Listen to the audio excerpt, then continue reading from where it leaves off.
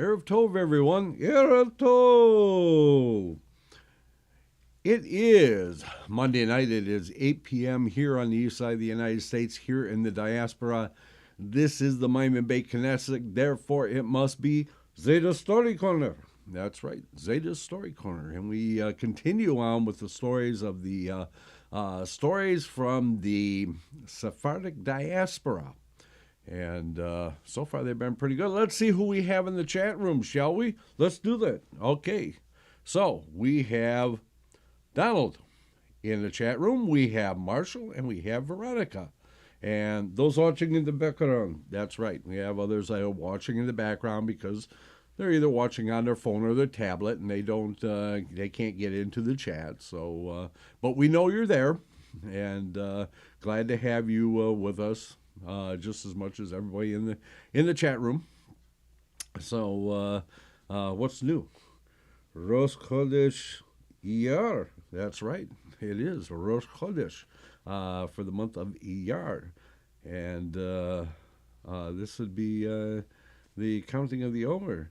It's 16 days. That's right. Yeah, 16 days. You know what that means? Halfway to Lag BaOmer. That's right. Halfway to Lag BaOmer. So that should be really a lot of fun. So anyway, let us get on with our stories this evening. Let me get you onto your camera. And there I am. Okay, so let us get back into our stories from the Sephardic diaspora. This story this evening is called The Sanctification of God's Name. This was told by Judah Elazar to Abraham ben Yaakov. And it goes like this. Rabbi Raphael Asher Kovel, author of the book Sha'ar Asher, was one of the leading rabbis of Salonika and renowned for his erudition, acute powers of analysis, and expertise in rabbinic literature. He was the first rabbi to officially hold the title of Chacham Bashi. His tenure in the post was officially confirmed by Sultan Abd ed-Mujid when he visited Salonika in 1858. Rabbi Kovo served in the position for 27 years without a break until his death on the 19th of Tevet, 5635, which would be, according to the secular calendar, would be December 27th, 1874.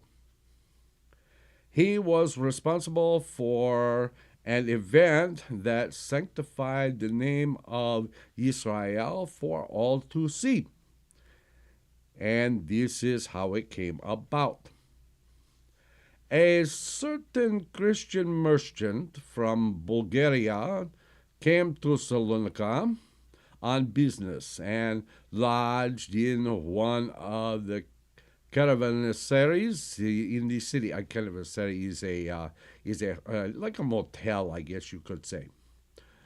He brought with him 100 Turkish dinars tied up in a special pouch made of small beads. He kept his gold wedding ring with his name engraved on it in this same pouch. Because he was staying at an inn among strangers, the merchant was afraid someone might steal his money. He looked for a safe place to store it, but could not find one. In the end, he took the pouch and gave it in trust for a few days to the Christian patriarch of Salonika, thinking that that was the safest place in the city. A few days later, after the merchant had wound up his business dealings, he returned to the patriarch and asked for the money he had entrusted to him for safekeeping. But the patriarch denied having ever received the money. "I don't know what you're talking about," he said. The merchant slapped himself on his head, wept, and begged the clerk to return his money, on which his life depended. But all his pleas were to no avail. The merchant consulted with lawyers and influential people. They all told him, since he had no documents or witnesses that he had handed over his money, there was nothing they could do to help him. Then the merchant appealed to the Muslim Qadi, but he, too, replied there was nothing he could do in this strange affair. Several weeks later, the merchant was walking in the Jewish quarter and bumped into one of his acquaintances, who saw that his face had lost its former cheer. He asked why he was so downcast. The merchant told him his troubles and wept softly. The friend suggested that he go tell his story to the Jew's Hacham Bashi, who was very clever and would find a remedy for his affliction. He did so. That was when Rabbi Raphael Asher Kovo was chief rabbi of Salonika. The Christian merchant went and told him the whole story. The rabbi questioned the merchant and decided he was telling the truth. "Come back in 2 weeks," he told him. "With God's help, I will try to recover your money." The Christian thanked the rabbi and left. A few days later, Rabbi Kovo visited the Christian patriarch in his home and discussed various matters with him. In the course of the conversation, the rabbi told the patriarch, "A few days ago, some common man came to see me, claiming he had left money with you for safekeeping, and you were refusing to return it.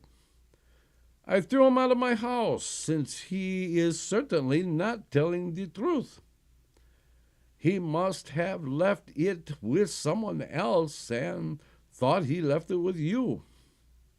How great is forgetfulness, which makes a man lose his wits." When the patriarch heard this and saw the rabbi was on his side, he was delighted. He began to badmouth the merchant. A few days later, the patriarch paid a return visit to Rabbi Kovo. The rabbi greeted him cordially and ordered that the table of sweetmeats be set before him. In those days, the respectable citizens of Salonika used to carry a string of worry beads in their hands and play with them when they were sitting at home or walking in the street. The patriarch owned a particularly expensive string of such beads and was fingering them there in Rabbi Kovo's house. When the excellent food and drink had put the patriarch in a very good mood, the rabbi managed to get his beads away from him. He went out of the room and told his kavat, that's an armed attendant that was from the patriarch. I told the kavat, take these beads to the patriarch's house and tell the doorman that the patriarch asked you to give him the pouch made of beads like this, which that Christian merchant gave him in trust. And this is the sign. These are the patriarch's own beads. When you bring back the pouch, give it to me secretly. The Chavat followed the rabbi's instructions and went to the patriarch's house.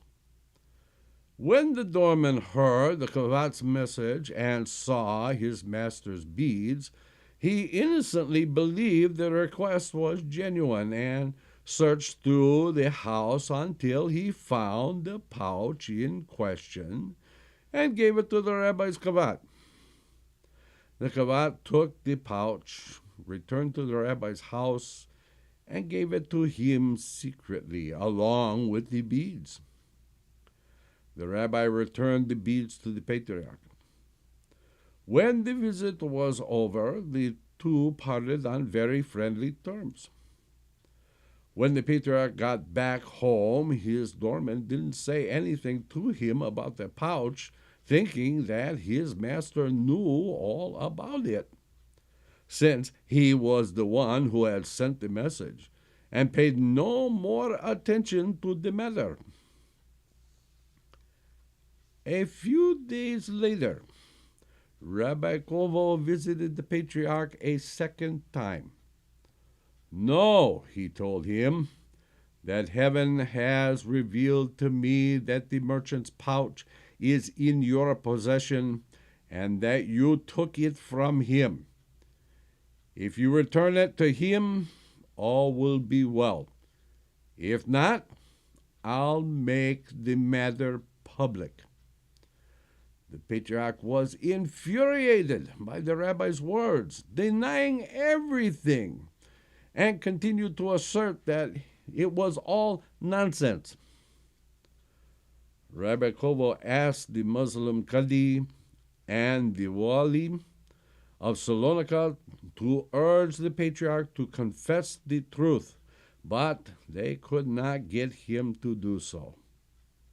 Finally, Rabbi Kovo invited the patriarch, Qadi, and Wali to his house, along with the leading magnates of the city and the Christian merchants, so he could prove to them that he was right.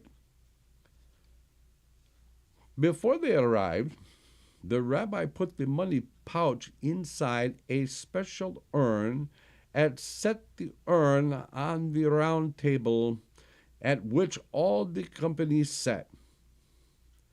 The rabbi stood up and asked the patriarch one last time to confess.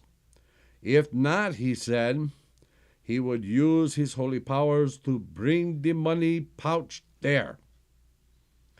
The patriarch jeered at the notion and paid no attention to the rabbi's attempt to intimidate him.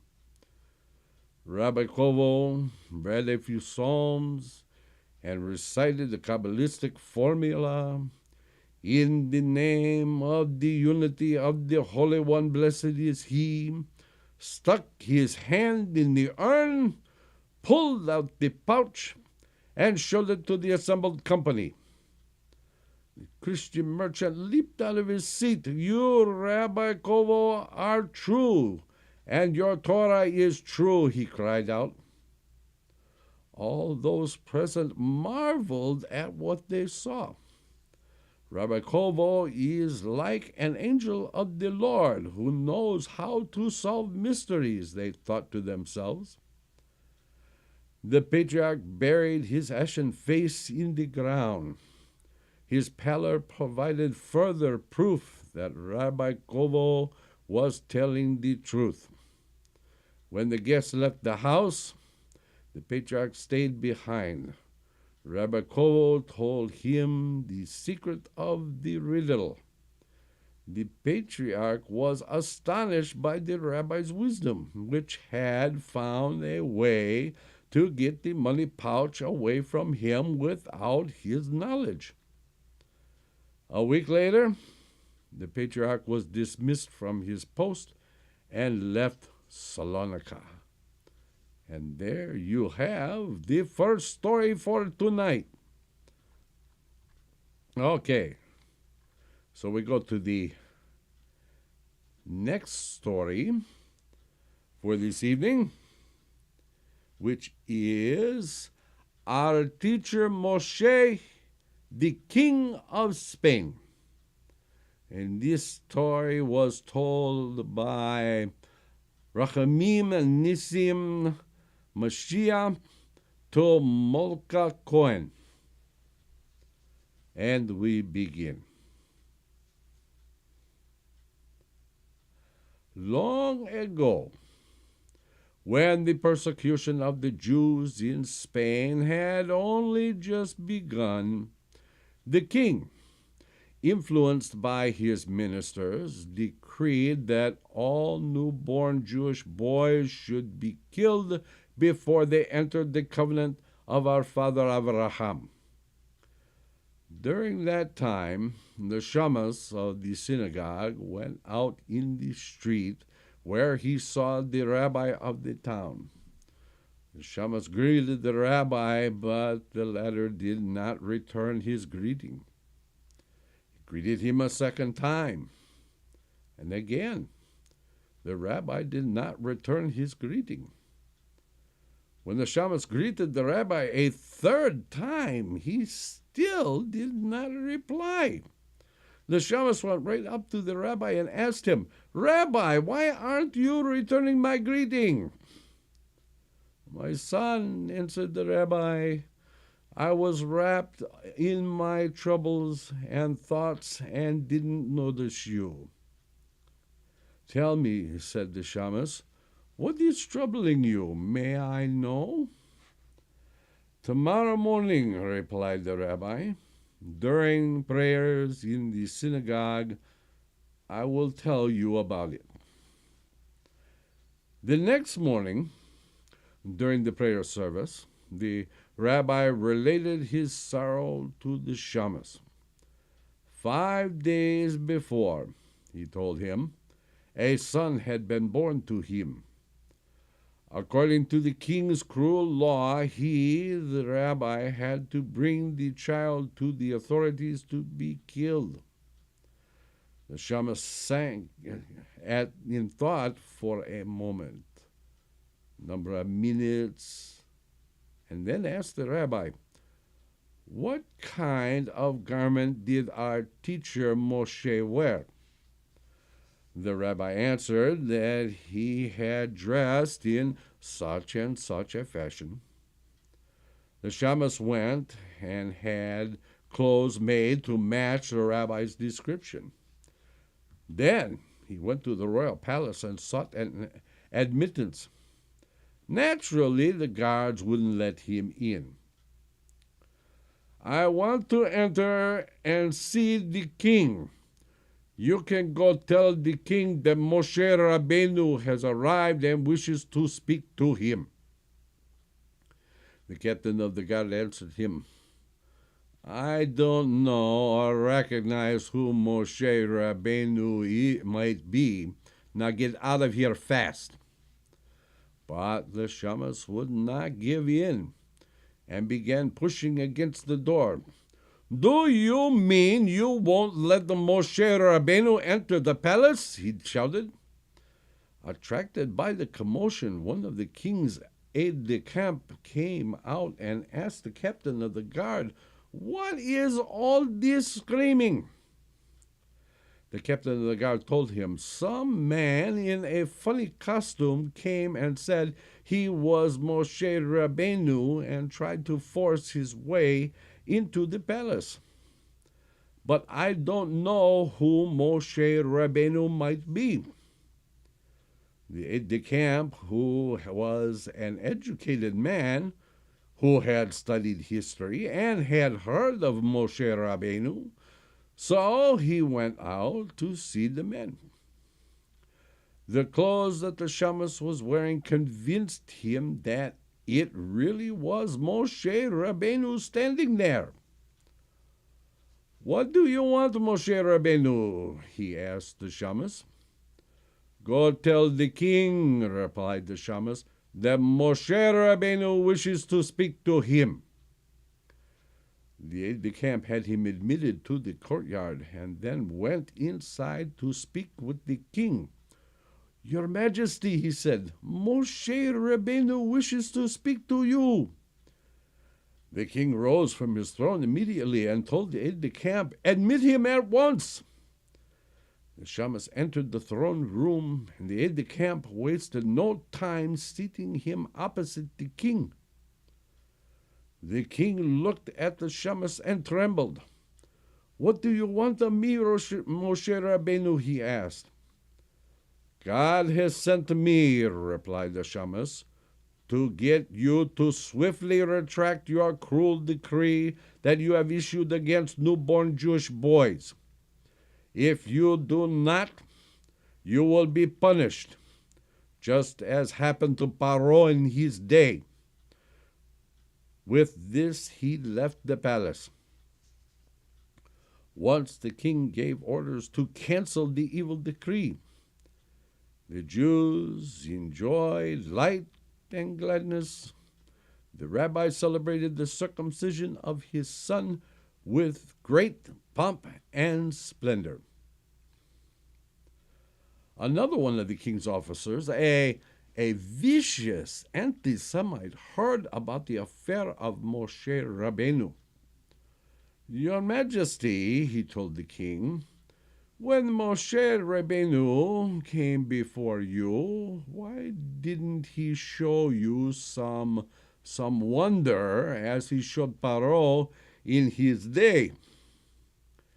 The king thought for a moment. "Indeed, I was too hasty with him.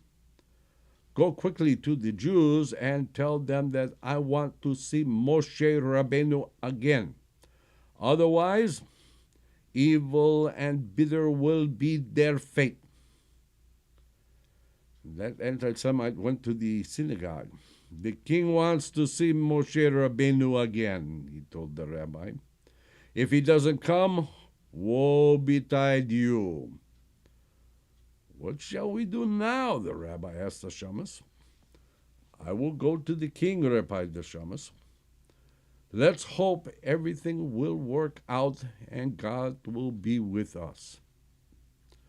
Once again, the shamus donned the costume of Moshe Rabbeinu and went to the king. This time he was admitted without hindrance. When he reached the king, he asked him, "Why have you summoned me?"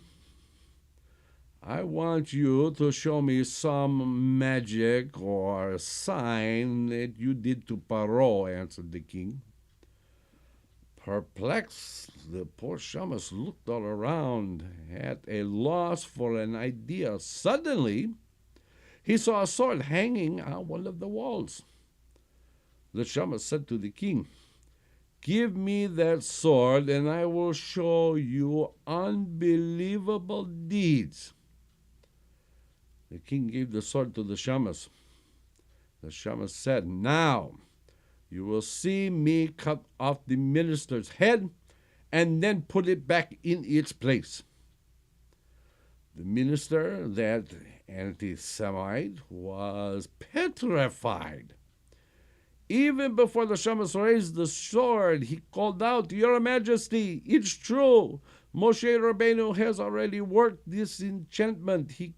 He cut off my head and put it back on my neck without anyone even noticing. But it would be best if he went on his way at once. Otherwise, he might kill all of us." The shamus left the royal palace. From that day on, things were a little better for the Jews. And there you have it. Okay.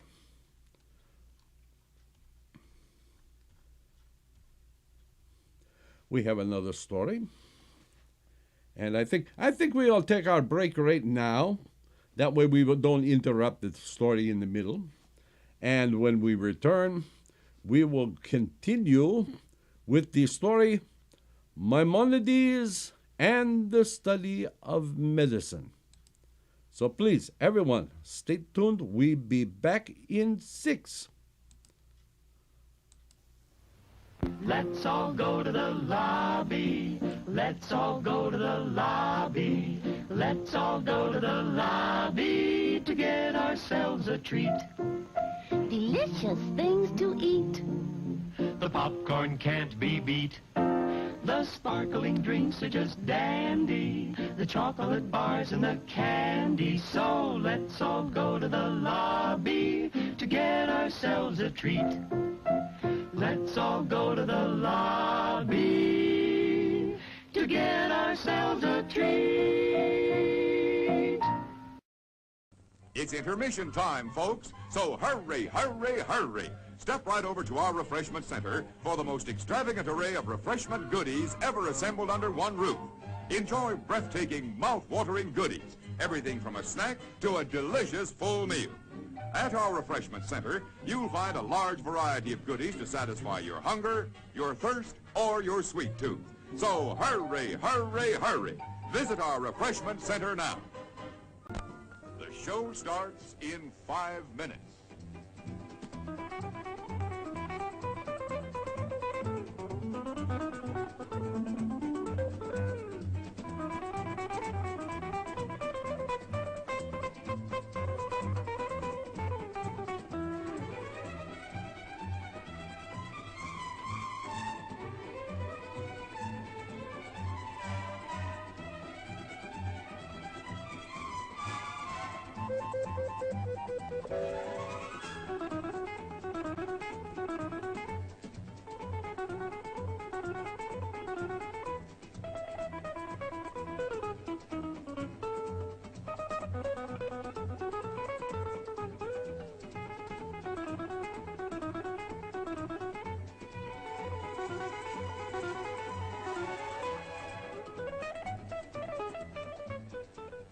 The show starts in 4 minutes.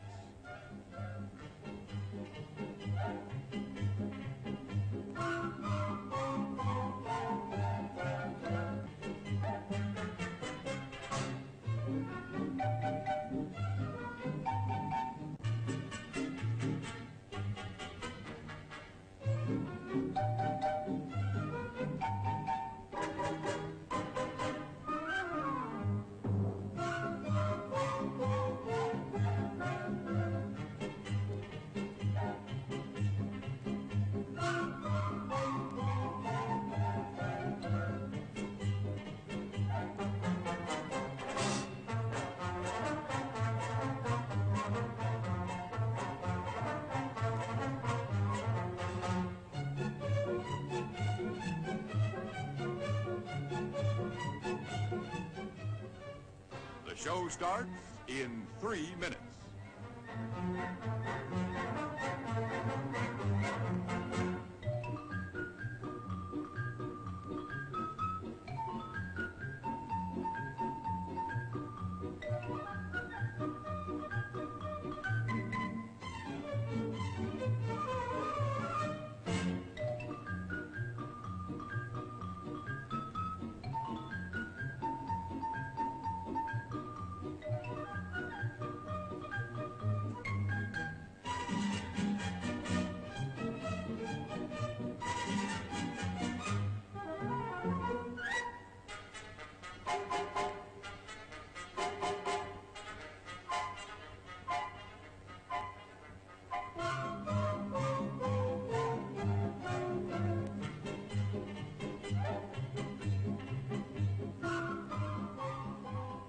The show starts in 2 minutes.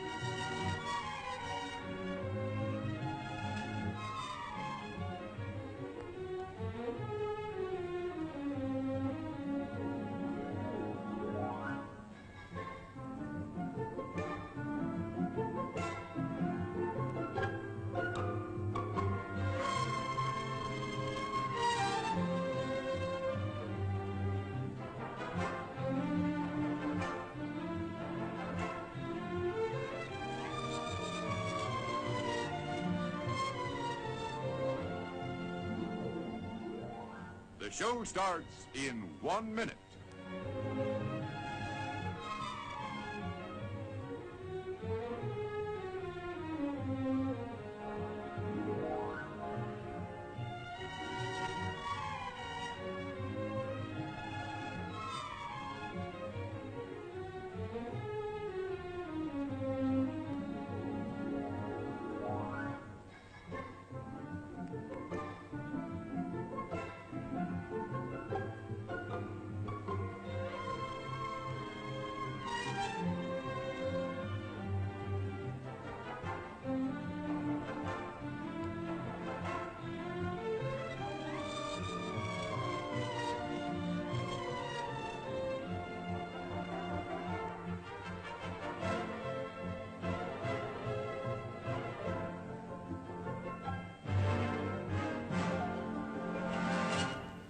And now, on with the show. And we are back. Okay. So let's run down who we have in the chat room once again. We have Donald, we have Marshall, we have Veronica, and let's see, Ariella has joined us, and David has joined us. So, good turnout. And those watching in the background, okay, we know you're there. Glad to have you. Okay, let us continue on with our stories tonight. Again, this next story is called Maimonides and the Study of Medicine. This was told by Rabbi Yaakov Ashruf to Menachem ben Aryeh. Even while still a young man, Rabbi Moshe ben Maimon, or Maimonides as we know him, may his memory protect us, had a great desire to study medicine. In his town there lived a Gentile physician who used to take on one student each year as his assistant to work without pay and learn medicine. When the year was up, though, the physician would kill the student to keep him from mastering the art of medicine and becoming his rival. Maimonides, may his memory protect us, had a great passion to learn medicine, but his mother was opposed to the idea. She knew what the physician did, that every year he killed his student. "Don't worry, mother," Maimonides told her. "I'll be careful." Pretending to be a deaf mute, Maimonides applied to the physician's apprentice. The physician tested him repeatedly until he was satisfied that he, Maimonides, could neither hear nor speak. Then he took him on as his assistant and gestured to him to sit down and work. Every day, Maimonides would secretly take out a sheet of paper and a pen and record what he had seen until he had set down the entire art and science of medicine. Of course, he modified, corrected, and improved this lore based on his own insight and experience. Whenever the Gentile physician went to treat patients, Maimonides would secretly write down what he heard from the physician, improving it all the while. In this fashion, Maimonides became a great physician. 5 years passed. One day, the daughter of the king of Spain complained about her head.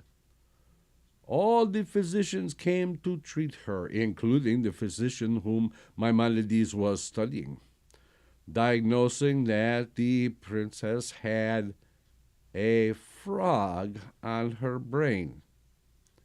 The physician opened her skull. Then he picked up forceps to take hold of the frog. Suddenly, Maimonides struck the physician's arm aside. "May your hand be cut off," he rebuked the physician. "What do you think you are doing? Do you want to kill the king's daughter?" The physician was astounded. For 5 years he had thought Maimonides a deaf mute.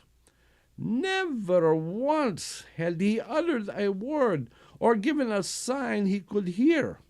Now, suddenly he could speak, and to say such things. The king entrusted his daughter to Maimonides' care. Maimonides took a nail and a peg, heated them in a fire, and poked the frog in the leg. When the frog lifted one leg, Maimonides placed a piece of cotton under it. In short order, the frog was put its other leg on the cotton. Maimonides picked up the forceps, took hold of the frog, and removed it from the princess's head. Then he closed her skull and sutured up the incision. The king's daughter recovered. "I don't want to leave the palace with this physician," Maimonides told the king. "He kills all his apprentices after they've been with him for a year studying and working." "Come work for me," the physician urged Maimonides. But the king intervened. "He will not go with you. No, he will remain here in my palace, because he is a greater physician than you." This infuriated the physician. "If he is a greater physician than I am," he told the king, "let us have a contest. Each will give the other poison to drink. Whoever can cure himself will be the royal physician." The Gentile physician gave Maimonides poison to drink, but Maimonides knew the antidote. He gave the Jews their instructions: light a fire in 7 furnaces and heat them red hot, and prepare 7 bulls for slaughter. After I drink the poison, you must take me and pass my body through the 7 red-hot furnaces. Then, after you take me out of the furnace, place me inside the carcass of the slaughtered bulls, and I will recover. The Jews got ready to do what Maimonides had told them. After Maimonides drank the poison, they took him and passed his body through the 7 red-hot furnaces. From the 7 red-hot furnaces, they took him and laid him inside the carcass of 7 slaughtered bulls, which had been prepared as he instructed. Maimonides recovered. Then he stood up and said to the king, "I drank the poison he gave me and healed myself. Now, it's my turn to give him a lethal potion, as was agreed." Maimonides took 7 boxes, each larger than the other, and placed one inside the other. In the smallest of all he placed a small vial of soda water. He wrapped the vial in 7 pieces of linen. He covered his face, picked up the box with tongs, and told the king, "Now I want to give him a drink." When the Gentile physician saw Maimonides, his face covered, holding the boxes with tongs, he was stricken with panic. "What sort of poison is he giving me," he wondered, "that he has covered his face and will handle it only with tongs?" Petrified, he had no idea what remedy to apply. The physician removed the linen wrapping and started the ordeal of opening the boxes. When he reached the fifth box, he collapsed and died of his apprehension and dread. So may all your enemies perish, O Lord. Maimonides removed his veil, opened the box, and told the king, "Now you drink it." "Do you want to kill me?" retorted the king. "The great physician died just from smelling it. Now you want me to drink it?" "By your majesty's life," Maimonides replied, "you will drink it. You try it first." Maimonides opened the vial and drank from it. Then he offered it to the king. "It's only soda water to stimulate the appetite." The physician died of fear, not from the smell or from anything else. Maimonides stayed with the king and served as his physician and minister, living in peace and tranquility. So may the Lord gladden us with the coming of our Mashiach speedily in our days. Amen. So be his will. Finished and complete. Praise to the Lord, creator of the universe. Good story, huh? I hope you are enjoying these stories. If you are, please let me know. A lot of notes in there, isn't there? Yeah, there is a lot of notes on there. Okay. This next story is called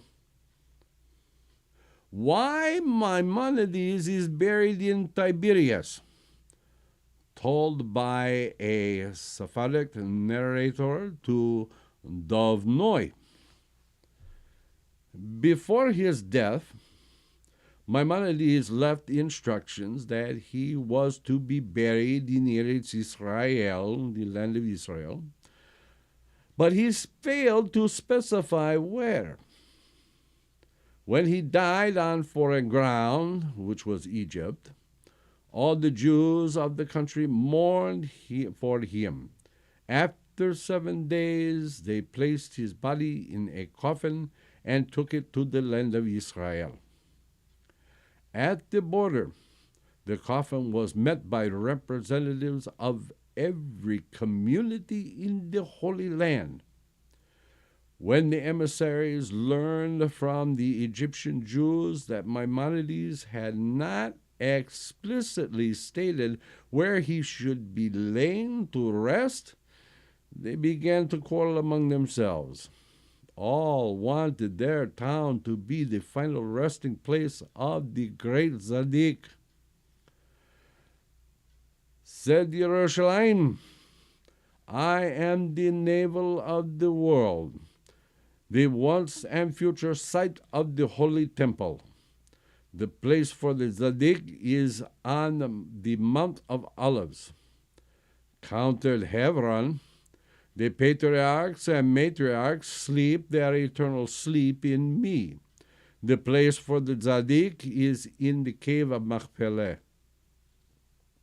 Asserted Safed, "What greater man have we had among us since the last of the Holy Scriptures were committed to writing that Rabbi Shimon ben Yochai, the place for the Tzaddik is alongside his grave in Meron." The representatives of Tiberias stood silent and chagrined, for they had nothing to allege against the claims of the other holy cities. Finally, they decided to load the coffin on the back of a camel and let the camel wander where it would. At whatever place the camel first kneeled, that would be the burial site for the holy man. For they would see this as a sign from on high than an indication of heaven's decree. Day after day, the camel journeyed northward. A vast throng followed in its wake.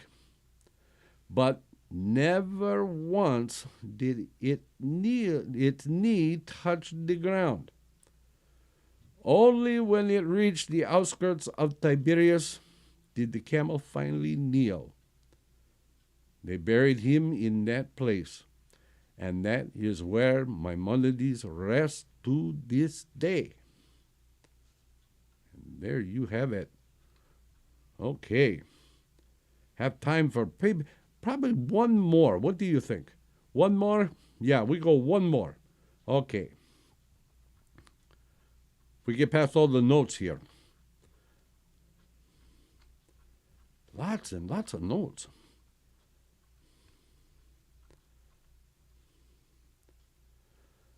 Here we go. Okay. This last story for tonight is called The Merchant and the Rabbi Meir Baal Hanes, as told by Shlomo Raphael to Moshe Rabbi.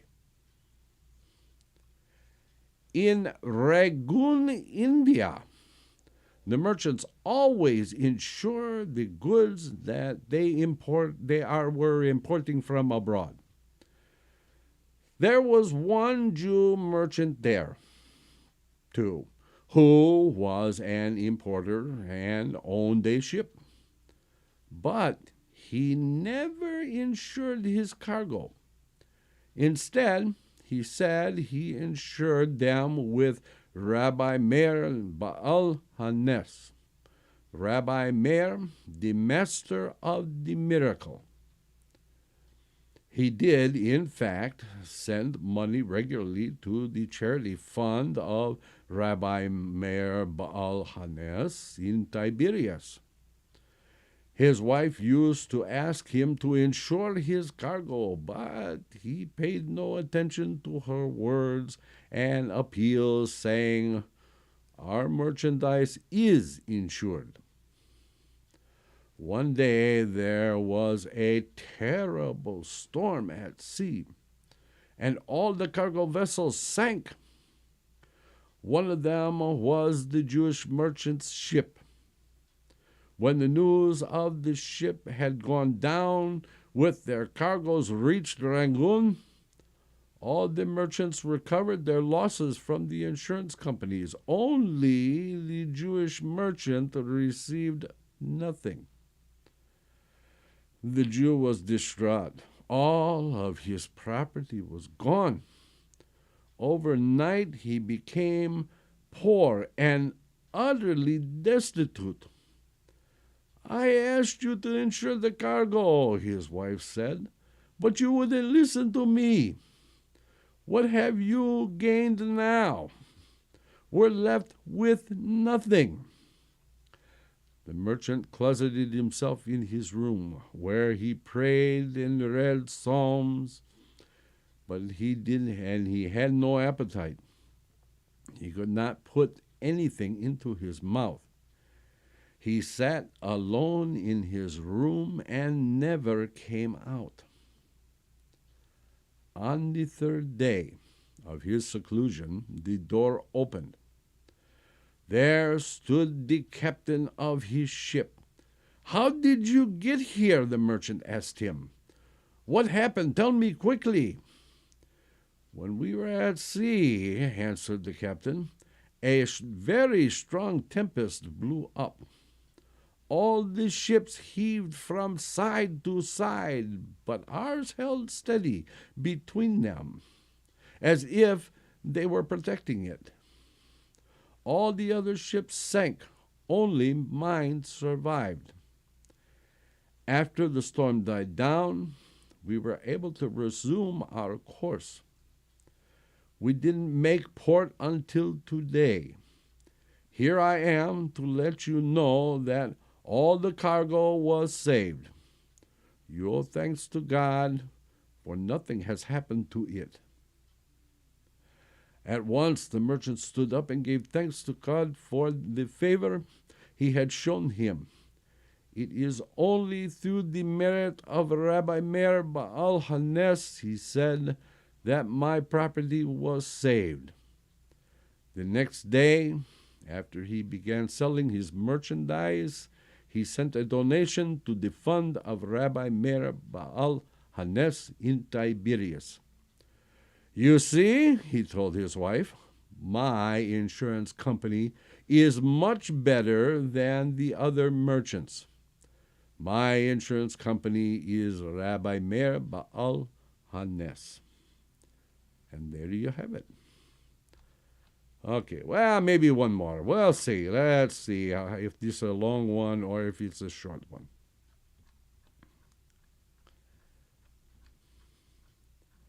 This next story is called something. As soon as we get past all the notes, we'll find out what it's called.